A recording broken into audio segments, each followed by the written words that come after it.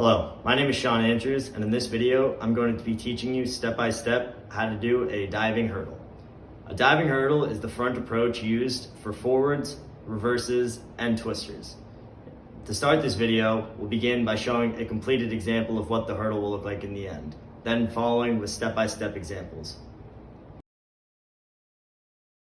The first stage of the front approach that we're going to practice is jumping off the end of the diving board. To start this, we're going to start with our feet at the end of the board.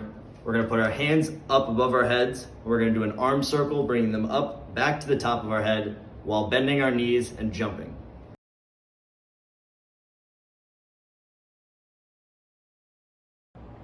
Now that you feel comfortable jumping off the diving board, we're going to add the knee bend into the hurdle. For this stage, this is when you load your legs down onto the board in a squat and then complete the arm circle at the bottom of the squat, ejecting yourself up off the board.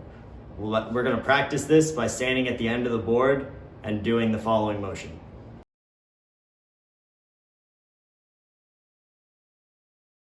Now that we feel comfortable with the knee bend, we're going to add one step into the hurdle. To do this, we're going to start a step back from the end of the diving board. And when we step forward towards the end of the board, we're going to drive our dominant knee up in the air towards our hips, at the same time raising our arms up to the sky, stopping them just before our ears. And then from this point, drive your dominant knee back down into the diving board and then transition into that knee bend that we were just practicing.